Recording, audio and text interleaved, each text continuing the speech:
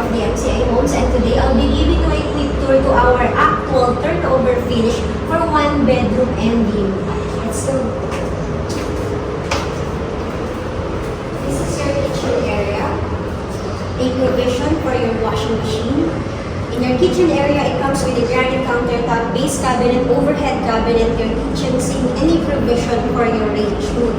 This area is intended for your refrigerator and your living and dining space with an access to your bathroom. Let me show you your toilet and bath. In your toilet and bath, it comes with the wall tiles, floor tiles, your toilet bowl, lavatory,